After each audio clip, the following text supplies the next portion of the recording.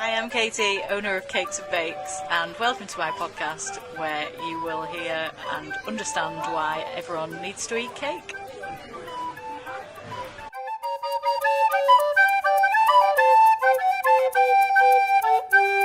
Yeah, right. So you rolling? We're rolling. Yeah. Rolling. Hello. Hi. We're back again. Yes. So, I know you use music analogies and quotes quite a lot. Yes. So, could this be potentially the awkward second episode of the podcast? Like musicians Yeah. have that The awkward... difficult second album. Yes. Yeah, possibly. I don't think it is going to be because I've been kind of stalking you for the past few weeks and seeing what you've been up to. And there's so much going on. Yeah, a little bit, yeah. I think we start with cake though. Yeah. So I've made quite a lot of different cakes. I've jumped on the Veganuary bandwagon. I saw. So I've always had vegan cakes out though, haven't I? But I'm trying a lot of new kind of recipes at the moment, and they seem to be going down well. Loads of people used to ask for banana bread, and I'm a bit like, because bananas make me kind of want to heave a bit, because I've got really like bad memories of my mum giving me bananas and custard when I was a kid, and she was like absolutely awful at making custard. So it was really lumpy, but it was really thin and runny. So yeah, bird's custard.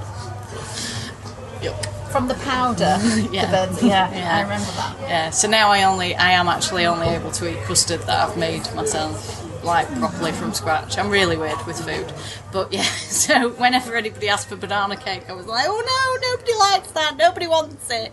So, but I decided I'd make a few. But yeah, they seem to be going down all right. So which ones have been really popular? So, the banana ones. The banana ones. So there's a banana and chocolate, which I tried out last week, which was good, which somebody ordered a whole one of. And then banana, maple and pecan, which is... Oh, that sounds nice. Yeah, so that seems to have gone down quite well, because people like maple syrup as well. And I don't really do anything like nutty. So it's just nice to have something a bit different, and I think people appreciate the fact that I'm trying for them, the vegans, that is. But yeah, so yeah, I'm trying out like some sugar-free stuff as well, which the sugar-free cake thing, it just doesn't work. So why doesn't it work? Because it's just sugar and sweetener are two completely different entities.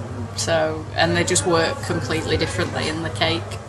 So whereas sugar like caramelizes, and that's how you get your brown like topping of your cake, whereas it doesn't do that with sweetener. It just kind of dissolves, so it makes it really dry and then really pale in colour and stuff, and it just, they don't look very nice, or they just look really horrible, to be honest. Did you make some sugar-free brownies though, did I say, or did I make that up? Again, I tried doing that, that didn't work.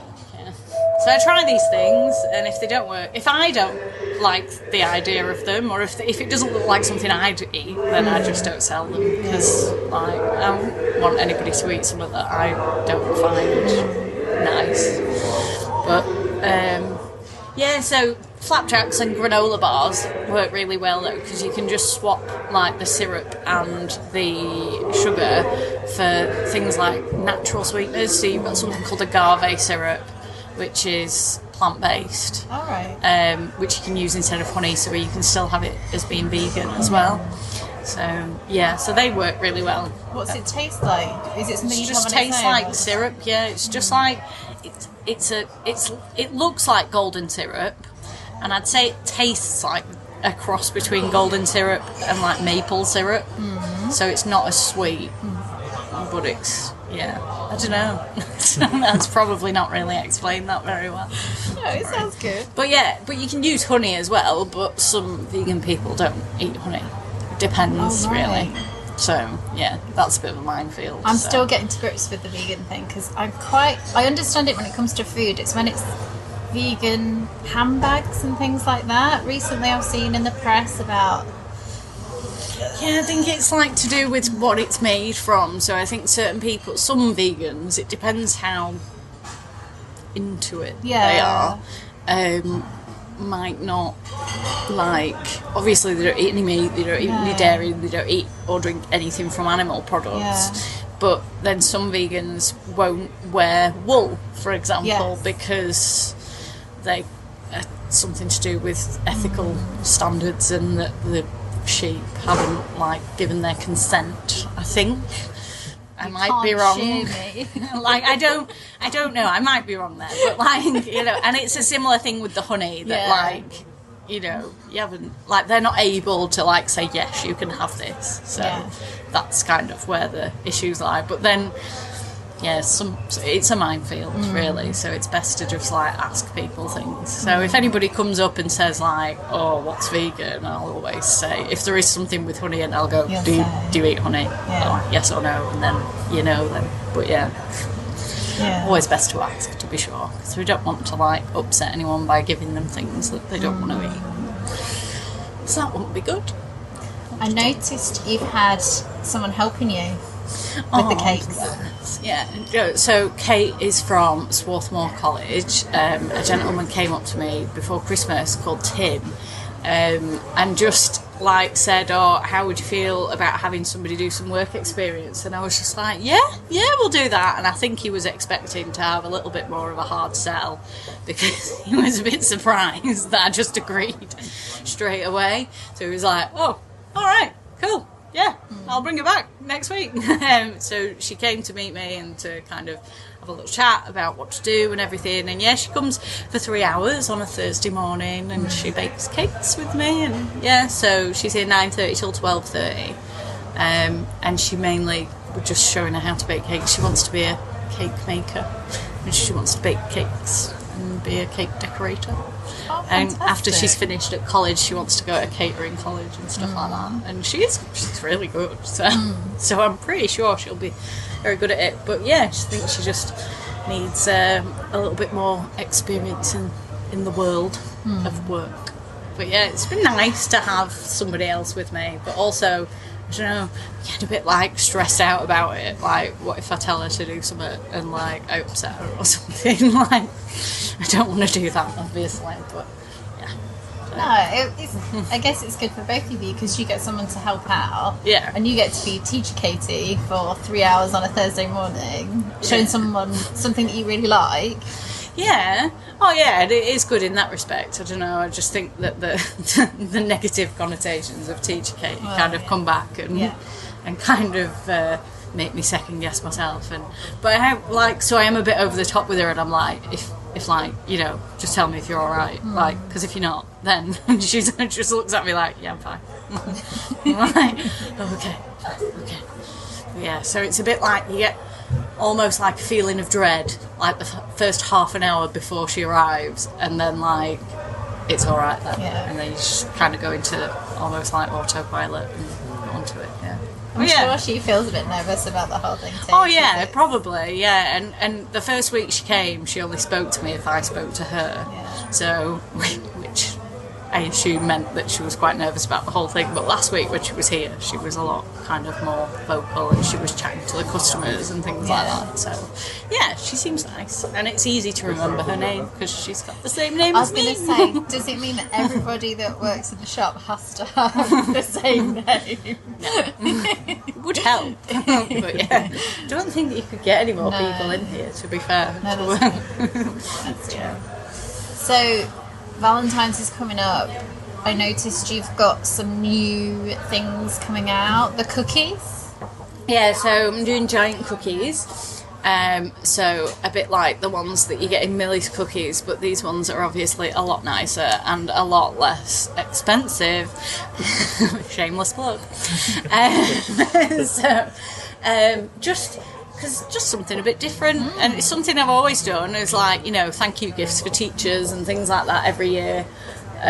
So I just thought I'd do it at Valentine's Day as well, and people can write on within reason whatever they want. Yeah, nothing too saucy. Yeah. No interesting pictures to be iced on there or anything like that. Just nice Valentine's-y messages. I'm kind of hoping I'll get a "Will you marry me?" Oh. So half Yeah. Oh, that would be amazing, wouldn't it? Yeah, that would be really nice. Yeah, so if anybody wants that, come and find me. But yeah, so I'm kind of half hoping somebody will do something like quite romantic like that. But obviously, if they don't, it's just like Happy Valentine's Day or I love you or something like that. I do like little love heart biscuits as well, but with like the different kind of like you'll do like written on it instead of like love you or whatever, things like that.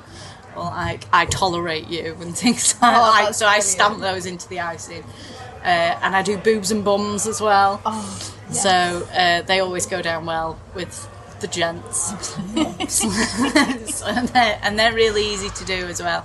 So yeah, and I like doing stuff like that because it's kind of quirky and fun, and it amuses me whilst I'm making them. Yeah. So if you don't want to propose, you can get a boobs and bum biscuit selection. Or if you're really not sure how you feel about your boyfriend or girlfriend, you can buy them some alternative love hearts with not really bothered about your sayings on them. So where does your mind go after Valentine's? Is it Easter? Is it... It's kind of Easter. I have like a bit more of a chocolatey kind of things, and Mother's Day as well, but mainly Easter. So I kind of start making loads more chocolates again. I have like loads of like Easter bunny moulds and things like that I make boxes out of and things. Don't do any Easter eggs because they're just annoying to make, and I did them last year, and I think I probably broke 50% of them getting them out the mould. It's just a nightmare. So I just don't. I just decided after that happened, I was like, no, I'm not doing it. So kudos to anybody that can make those and without breaking them. But yeah, so I just stick with like the Star Wars stuff and like Lego and the Easter bunnies and things like that. So yeah, so I'll start doing all that. But Easter's really late this year, I think. It's like the middle of April. So yeah, so I've got a little bit of time yet. But yeah. Lots of time to think about that.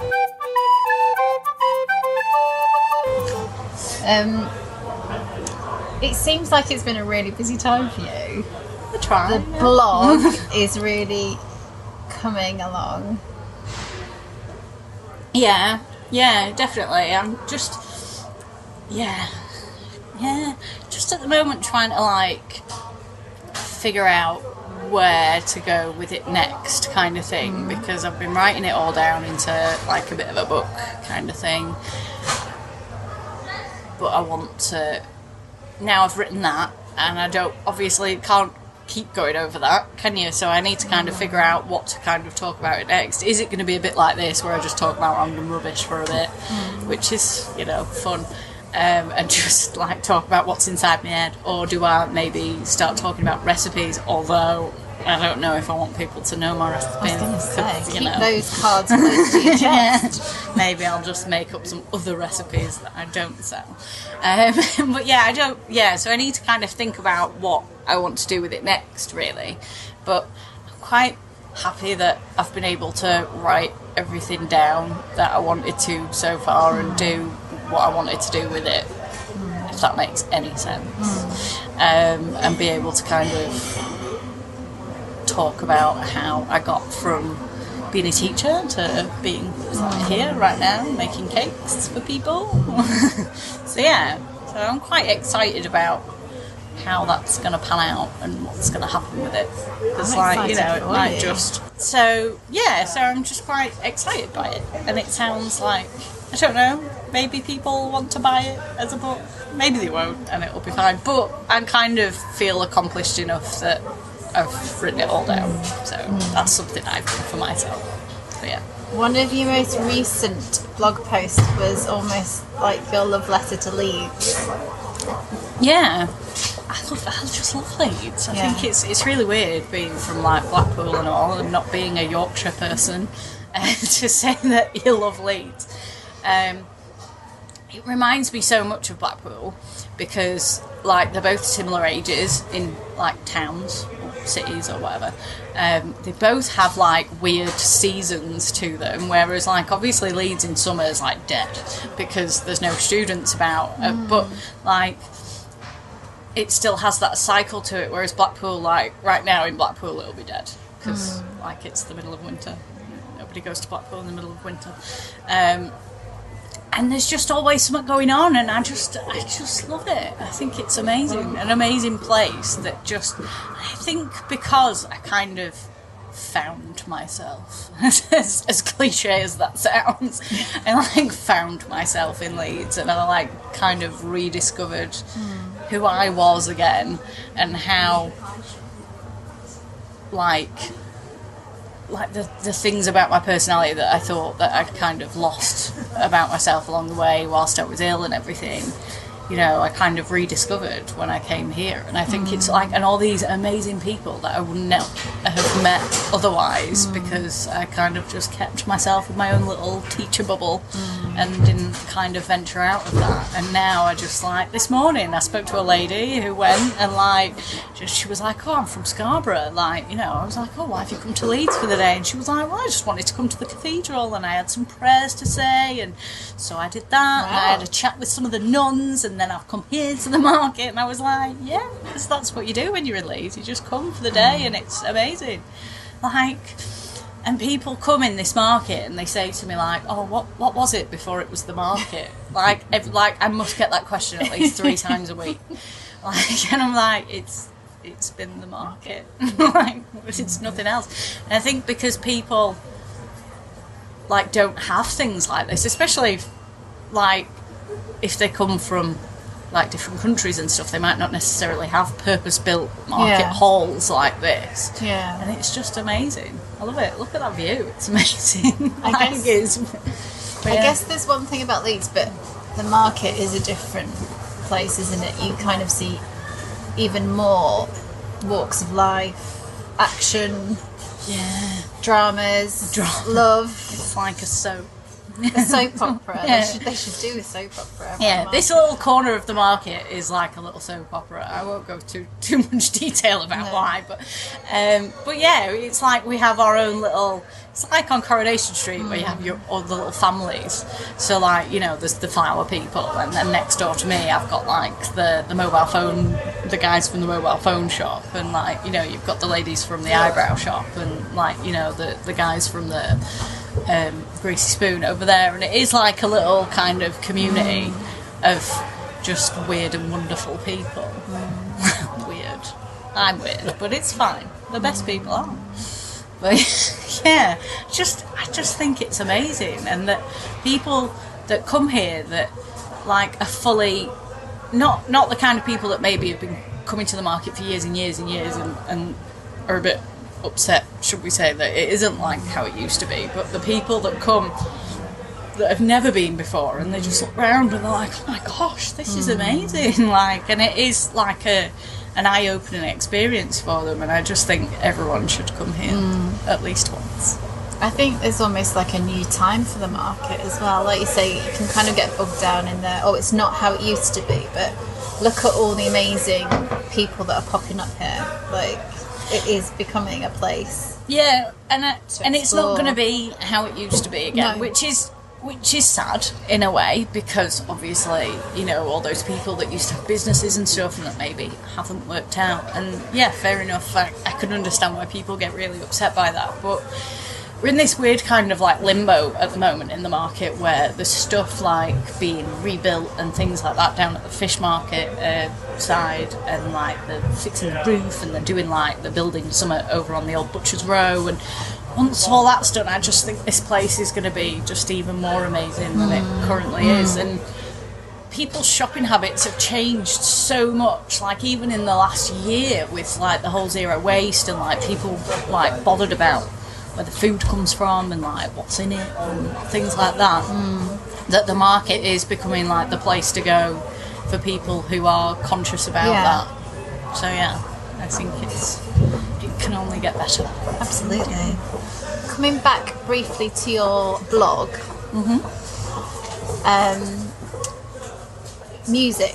Yes. And the blog titles. We've got Empire State of Mind versus the likes of Trolls, which I absolutely adore. You've obviously got a love and a passion for music, and that comes through. Yeah.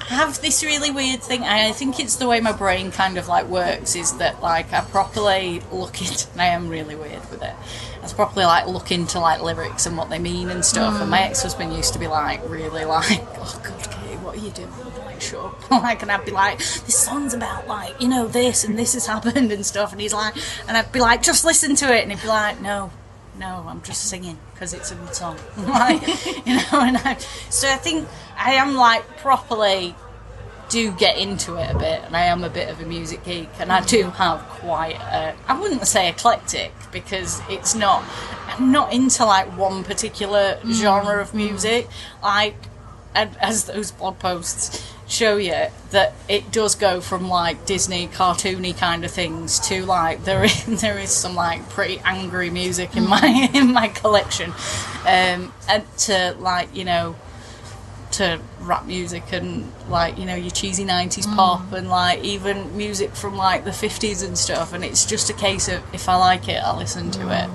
and if I kind of connect with it, then that's, yeah, I listen to it for that. I mean, I do get a bit like OCD with it and can listen to the same song over and over again, but I think that is the slightly autistic in me.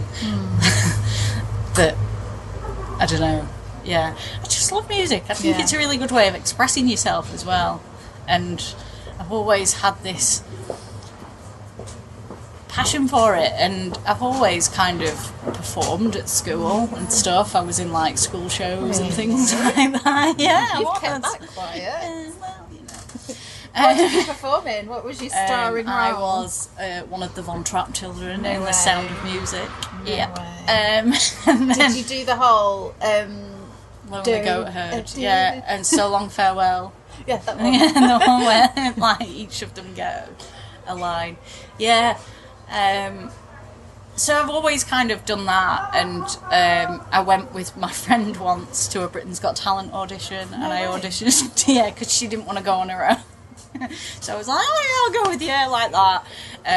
And I sang, and I now know that, was it On My Own from Les Mis? So, and I now know that I'm not good enough to be on telly, but I'm also not bad enough to be on telly. So that's a positive thing. So that's always good. But yeah, so I don't know. I think somewhere in like my youth, I didn't have any fear. So I just did these things. Oh yeah, I'll do that. Yeah. So I'm kind of trying to recreate that almost with the whole saying yes to everything. So yeah. And I don't like confrontation, so that's why I don't say no as well. So, I'm sure that can get you in trouble though, surely. Possibly. Like giving all my money away to people. No, I don't do that. But yeah, I love music. I think it's important to have, I do have a passion for it, not to the point where I want to like, you know, record an album or anything like that, because I am really not that good, but you know. So 2 more things I wanted to touch on with you was, obviously you've hinted earlier that the blog is transforming into something much more. Yeah, something that you've written. And this is this lady, Rosemary, that I was talking to you about, that was chatting to the nuns before. She said something to me that was like really, really profound, and that has really stuck with me. And she was like, everyone's got a story. And that's what she said to me before she left, and I was like, that's a really weird thing to say, but the more I thought about it, the more I was like, oh my god, is that like some kind of weird fate thing that she said that to me? Like, I was a bit freaked out. But yeah, everyone's got a story, and I just think that it's really important that, yeah, fair enough, I had a bit of a rubbish time a few years ago, and that is why I am stood where I am now, but without going through that rubbish time, I wouldn't be here, and I wouldn't be the person I am. So I kind of felt I owed it more to myself than anybody else to kind of write it all down and kind of get it all out of my head, because that's like, you know, a good way of getting rid of it. Don't know, without having to go back to counselling, because I don't need to do that really. Do you think almost it was counselling? I think it was very like cathartic experience, writing it all down and getting it all out of my system, because I found that as I've got to the end of it, the feelings that I had at the beginning, like I've reread it like all the way from the beginning to the end, and I changed a lot of it just purely because I feel so much more calmer and so much more kind of at ease with the whole situation than I did at the beginning. Do you know what I mean? Yeah. Does that make sense? No, it makes perfect sense. And I think that it's important that for people in general to know, not like, you know, about what happened to me, but like that if certain things like that are happening to them, that it's all right, and that, you know, you'll get through it, and that, you know, you can kind of come out the other side and, you know, find something else to do with yourself, you know. And even if, well, like I say, if like nobody buys it, I've done it kind of for me. Or even if one person turns up at the shop and goes, you know what, I've read that and it's really helped me, then that'll kind of be all right for me. It's to do with how I felt and how I've dealt with that situation, and it was never. I was never writing it to kind of get back at anybody. No. It's more to kind of be at peace with myself. That sounds very profound, obviously. But yeah, so I think we'll see what happens. We'll see. I think there's lots of good things on the horizon. We'll see. I think so. Is there anything else you want to tell us about that's happened recently? I got selected as one of the top 100 entrepreneurs in the UK, female entrepreneurs, and I get to go to some like special awards dinner on International Women's Day. No way. Yeah, I don't really know much else about that. That was pretty much it.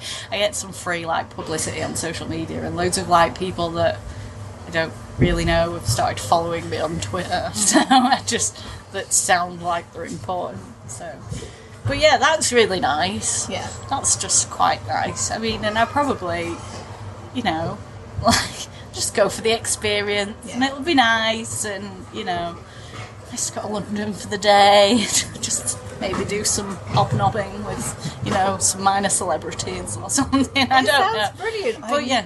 I know you don't always take compliments very well, but I think you... No, not at all. Not at all. But it's a fantastic nod, and... Yeah, it's alright, yeah, I suppose, yeah. It's alright. Don't want to sit here and go, oh yeah, I'm amazing, aren't I? Like, but yeah, it's nice, and it makes me feel like, you know, like I'm doing alright. Yeah, I'm doing okay. And that, like, you know, the days when you sit here and like you're having like it's really cold and like there's nobody in the market and you're like really reevaluating your life choices and I'm like, oh really, should I be doing this? And then like when you get an email like that says we've chosen you, and it's like, oh, that's actually lovely. Quite nice, and you know, maybe I shouldn't be reevaluating my life choices, and maybe I am doing the right thing. So yes, it's nice. Yeah.